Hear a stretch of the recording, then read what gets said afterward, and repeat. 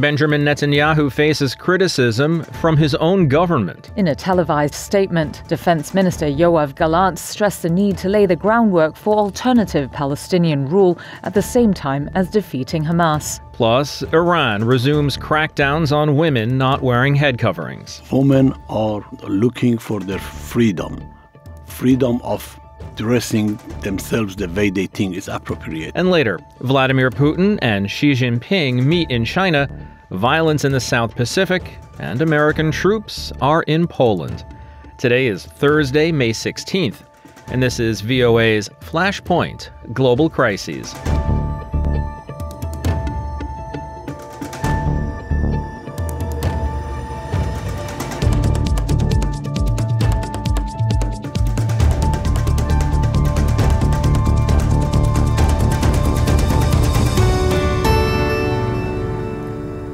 Good evening, I'm Steve Karish in Washington. Israel is continuing its push to eradicate Hamas. Israel's tanks pushed into the heart of Jabalia in northern Gaza on Thursday, facing anti-tank rockets and mortar bombs from militants concentrated there, while in the south its forces pounded Rafah without advancing, Palestinian residents and militants said. Meanwhile, smoke was billowing along Israel's northern border and in the Golan Heights after a barrage of rockets was fired from Lebanon. An Israeli army statement said that over 40 launches were identified crossing from Lebanon, some of which were intercepted by air defense systems. None caused any injuries. The statement added that the IDF retaliated and struck the sources of the fire. Meanwhile, as the war rages on, Israel's defense minister publicly challenged Israeli Prime Minister Benjamin Netanyahu on Wednesday over the country's post-war plans for the Gaza Strip. Reuters' Diane Toe reports. In a televised statement, Defense Minister Yoav Gallant stressed the need to lay the groundwork for alternative Palestinian rule at the same time as defeating Hamas. He said he'd been pushing the issue since the conflict broke out in October following Hamas's shock attack, but has received no response from the Israeli cabinet. Unfortunately, this issue was not raised for debate, and worse, an alternative was not raised in its replacement. Indecision is in essence a decision. This leads to a dangerous course, which promotes the idea of Israeli military and civilian governance in Gaza. This is a negative and dangerous option for the state of Israel strategically, militarily, and from a security standpoint. His comments mark the most vocal dissent from within Israel's top echelon against Netanyahu in the Gaza War. In a riposte that did not explicitly name Gallant, Netanyahu hinted that the retired admiral was making excuses for not yet having destroyed Hamas in a conflict now in its 8th month. But the Conservative Prime Minister soon appeared to be outflanked within his own war cabinet. Centrist ex-General Benny Gantz, the only voting member of the cabinet other than Netanyahu and Gallant, said the defense minister had spoken the truth. Gallant's criticism over Gaza echoes that of Israel's strongest ally, the United States. Washington has tried to give a role to the internationally backed Palestinian Authority, which wields limited governance in the occupied West Bank. But Netanyahu has refused this, describing the Palestinian Authority as a hostile entity. On Wednesday, he repeated this position in a video statement within an hour of Gallant's remarks, saying Hamas must first be eliminated before any move to create an alternative Gaza government, and demanding the goal to be pursued without excuses. Netanyahu has said Israel would retain overall security control over Gaza after the war for the foreseeable future, though he has stopped short of describing this as an occupation, a status Washington does not want to see emerge. That's Diane Toe of Reuters reporting. Now updating a story from Wednesday's broadcast, Slovak Prime Minister Robert Fico was shot during what authorities say was a politically motivated assassination attempt. Olivia Zelino of Reuters has that story. Slovak Prime Minister Robert Fico suffered life-threatening injuries when he was shot in an attempted assassination on Wednesday. Fico was in the central town of Hanlova for a government meeting and was shaking hands with a crowd of people when a man near a barricade pulled out a gun and fired. Slovak media said the shooter was a 71-year-old man, though the motive was initially unclear. The country's interior minister said it was, quote, politically motivated. The 59-year-old Fico was rushed to a local hospital and then transported by helicopter to a regional capital for urgent treatment. Fico is no longer in life-threatening condition, according to a government minister. Slovakia's President Zuzana Čaputová said she was shocked by the shooting, saying it was, quote, an attack on democracy. The leftist prime minister returned to his role last October for the fourth time. He has drawn criticism for taking a more pro-Russian stance in the Ukrainian war, as well as initiating reforms of criminal law and the media, which have raised concerns over weakening the rule of law. The shooting has drawn international condemnation from U.S. President Joe Biden, Russian President Vladimir Putin, and other European leaders. That's Reuters' Olivia Zellino reporting for us today. More videos are emerging from Iran showing police violently enforcing a 1-month-old policy involving a tougher crackdown on women who refuse to fully cover their hair in public in accordance with Islamist regulations. The policy is called Nur, the Persian word for light. It's part of the Islamic Republic's decades-long system of compelling women to wear a veil or hijab. It's a practice detested by secular Iranians. One video widely shared on social media this week appears to show an Iranian police officer dragging a woman toward him and slapping her head repeatedly before throwing her into his car. The woman can be heard pleading with him to stop.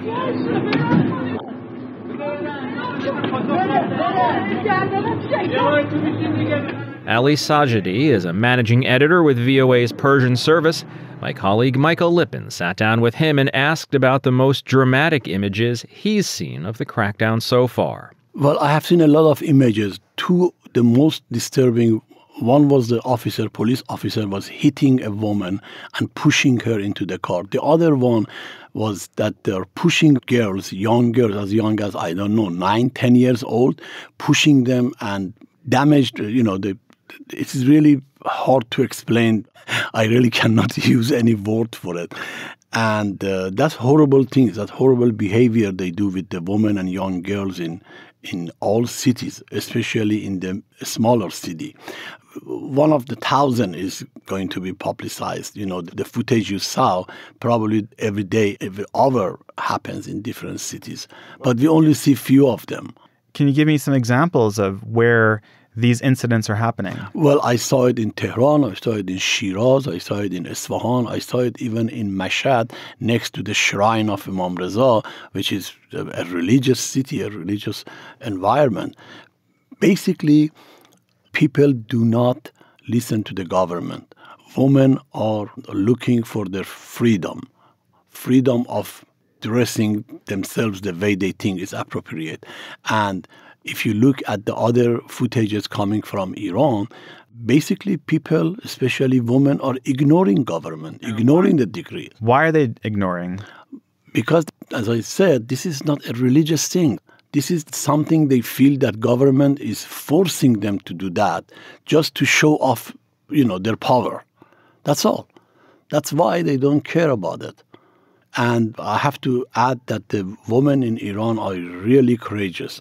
I never saw people so courageous standing up for stupid rules by the government.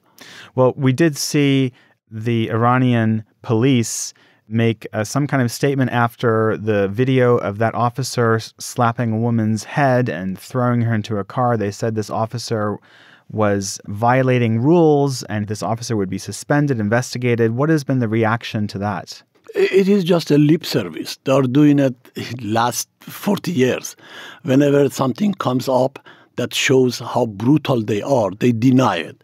If there is a movie or picture of it, then they say, sorry, it happened, but we're going to remove that person or do this and that. Nothing will happen. Nothing will happen.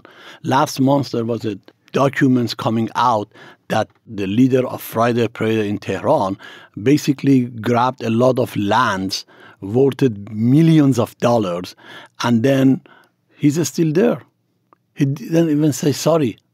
So the corruption is amazing. It's not something that you can even see in the primitive societies.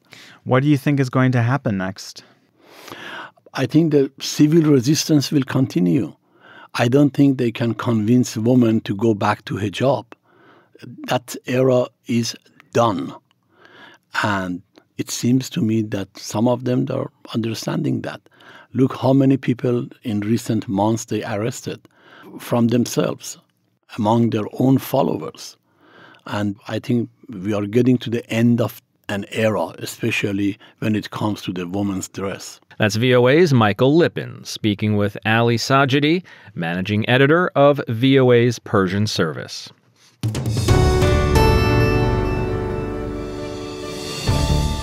You're listening to Flashpoint Global Crises from the Voice of America. I'm Steve Karish in Washington. An update from Kyiv in just a moment. Now, an update from one of Europe's farthest outposts. France has declared an emergency on the Pacific island of New Caledonia on Wednesday after 3 young indigenous Kanak people and a police officer were killed in riots over electoral reforms. Ryan Chang of Reuters has the details. France declared a state of emergency in its overseas territory, New Caledonia, on Wednesday. Riots in the past few days have led to the deaths of several indigenous Kanak people and a police official who died from a gunshot wound. The unrest came after Paris approved new changes to voting rules, letting French residents who've lived in New Caledonia for 10 years vote in provincial elections, a move the indigenous Kanak fear dilutes their votes.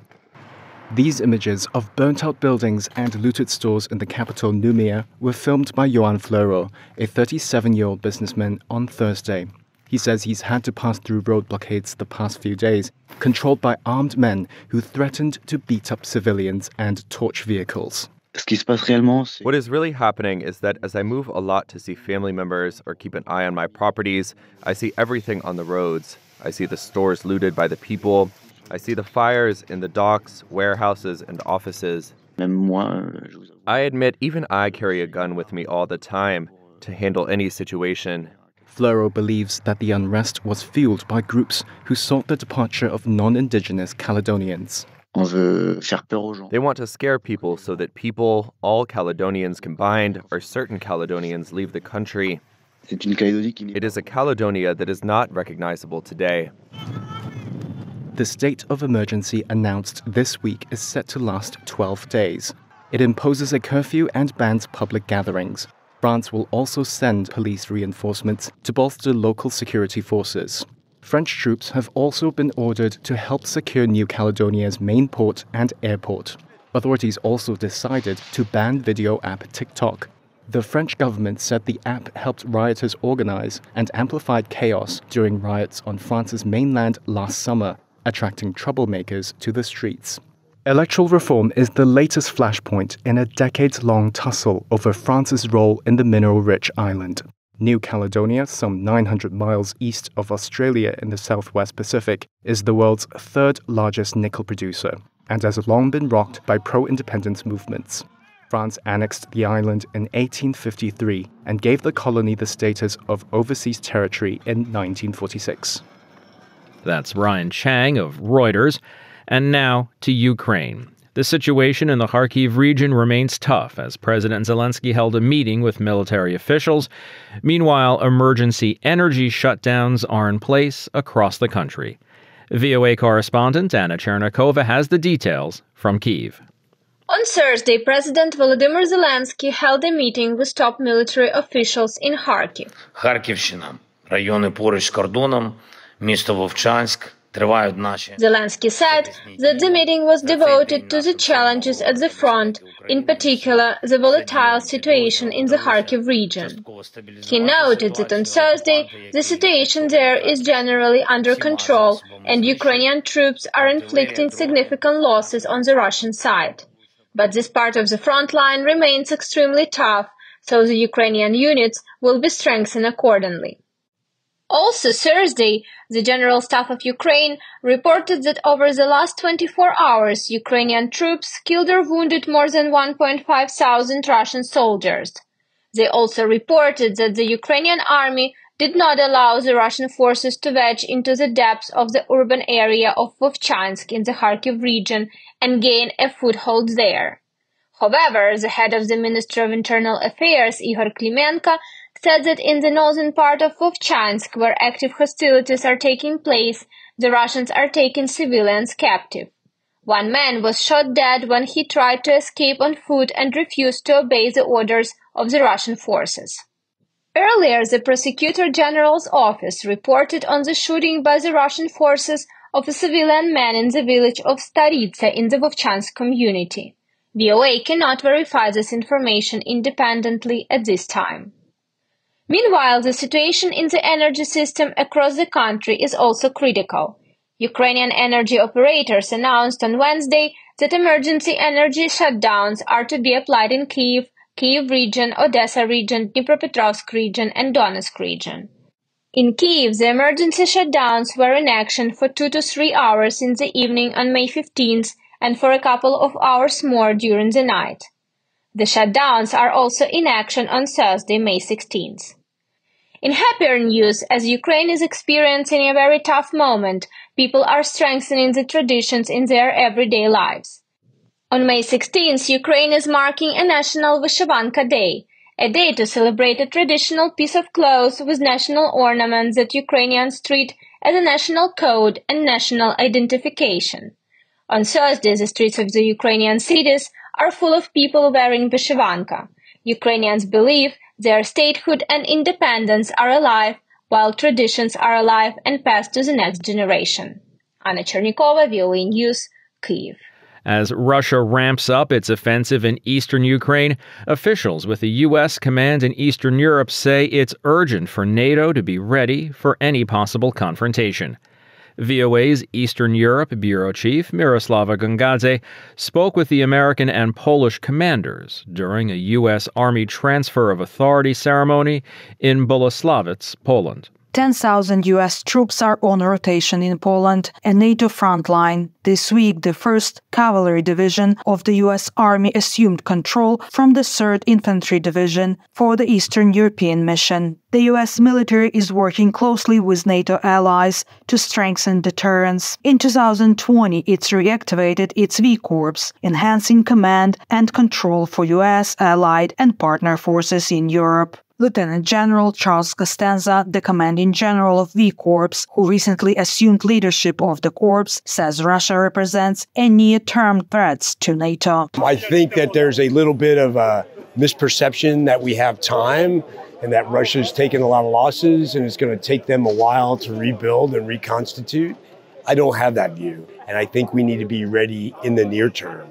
Ukrainian officials and Western open-source intelligence reports say Russia's losses in Ukraine have been heavy, with nearly 50,000 troops killed in action. But Costanza says Russian forces are swiftly rebuilding themselves, and while they are not as well trained as NATO troops, they have grown in size since the start of their full-scale invasion. Also modernized, learning the lessons from fighting in Ukraine, which is going to be a problem for us in the West because Ukraine's using Western equipment. They are using Western techniques. Russia's learning how to defeat that. He sees a real sense of urgency for NATO to be ready. The Polish partners concur and express their welcome to U.S. troops. Poland has always seen Russia as a threat, but Brigadier General Fikowski, commander of the Polish Army's 11th Armored Cavalry Division, says all NATO allies now recognize severity of that threat. Now, when Russia invaded Ukraine, all masks are out. So now we know everything. Russians shows how they think, how they operate, and everything now is clear. Polish military officials stress that throughout history and due to its geographic location in the heart of Europe, their country has often had to fight first. One reason, it currently spends almost 4% of its GDP on defense. The memories of Nazi occupation in World War II and Soviet domination in the period after taught Poland some painful lessons. Providing support for Ukraine now and helping train Ukrainian soldiers are signs that Poland is choosing to apply the lessons of the past wars to avoid suffering new ones. Miroslava Gongadze, VOA News, Bolesławiec, Poland.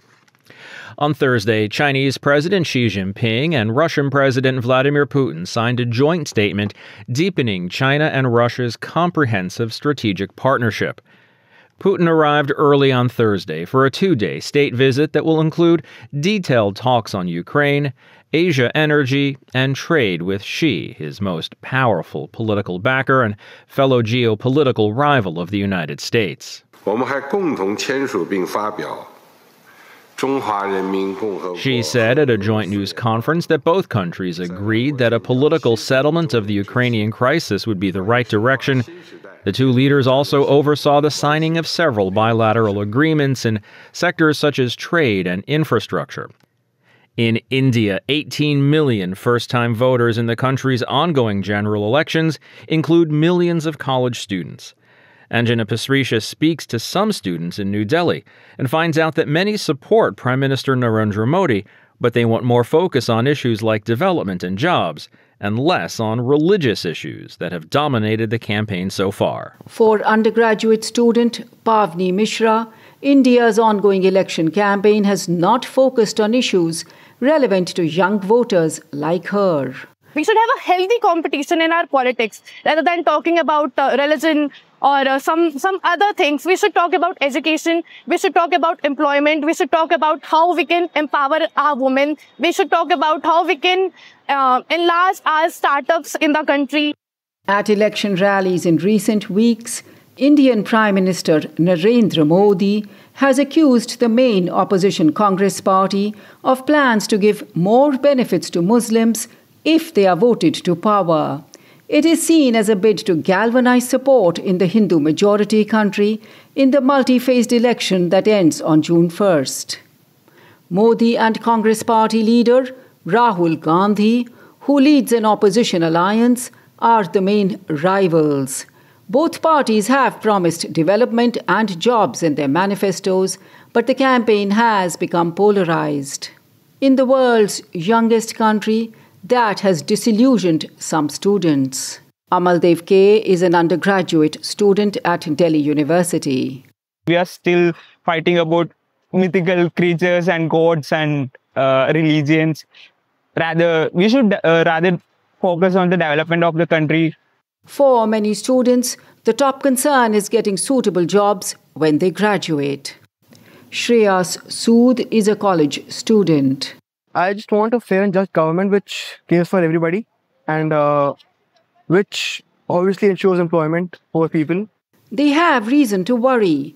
The joblessness rate for graduates is nearly 30% according to the International Monetary Fund, 9 times higher than for the lesser educated. Despite their concerns, many support Prime Minister Modi, seen as a strong leader who has improved India's image overseas. B. Prerna is an undergraduate student. You can trust on him. I feel that India is in safer hands if it's Modi. Some say a weak opposition has limited their choices. In the last decade, Modi's Bharatiya Janata Party has dislodged the Congress Party as the country's dominant political party. Satvik Sharma is a college student. The country and the youth of the country is becoming religiously too radical, be it any religion. I just want the current government to be a little liberal, to be the youth a little liberal and, think about the country as a whole and not as, their religion as the supreme and anything like that. Modi's personal popularity and his appeal to many Hindu voters is expected to power his Hindu nationalist party to victory.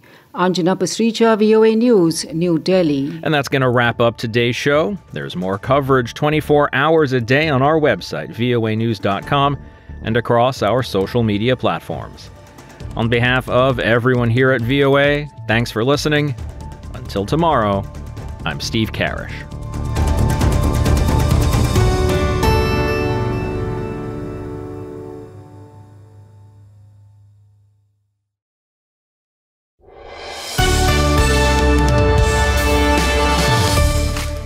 For deeper dives and expert analysis, listen to VOA Podcasts.